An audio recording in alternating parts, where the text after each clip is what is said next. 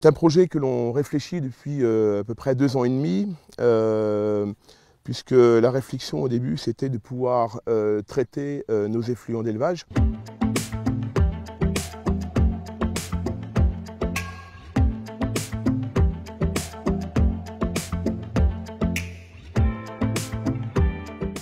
Je pense que ce projet s'inscrivait dans la continuité de notre exploitation vache laitière. Il est vrai que ces effluents, on produit à peu près 5000 tonnes de fumier par an, 2000 tonnes de lisier. Ce sont des effluents qui sont liquides, très compliqués à épandre et qui sentent énormément mauvais, donc qui posent beaucoup de problèmes par rapport à nos riverains. On voulait trouver une solution par rapport à ce problème.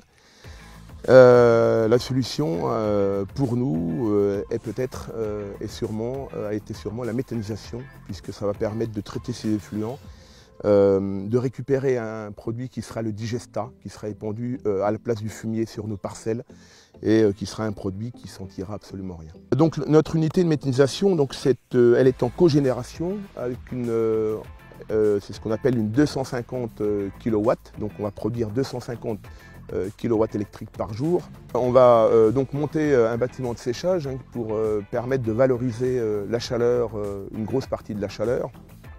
On va monter un bâtiment de 600 m² dans lequel on va installer 2 cases de séchage.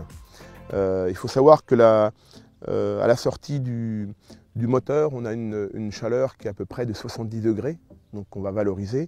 Donc il y a un réseau de chaleur qui va aller à ce bâtiment. Ensuite, il y a des gros ventilateurs qui vont être installés et qui vont nous permettre de sécher principalement du maïs grain. Je pense que ça peut être relativement intéressant, surtout dans la période actuelle où le coût de l'énergie est relativement élevé. Alors, notre unité de méthanisation, effectivement, va également produire du digesta. Une fois que la matière est dégradée dans la cuve, dans le digesteur, il va sortir un déchet qui s'appelle le digesta. On va produire l'équivalent de 9500 m3 de digesta par an. Ce digesta va être traité de 2 façons, puisqu'on va le faire passer d'un séparateur de phase, donc une partie liquide et une partie solide. Alors donc le digesta, la partie liquide donc, va être épandue sur nos cultures à l'aide d'une tonne, en respectant évidemment les normes en vigueur, puisqu'il faut absolument que le produit soit posé au sol pour éviter toute volatilité. Et puis la partie solide va être épandue par l'intermédiaire d'un épandeur à fumier classique qu'on va utiliser comme d'habitude.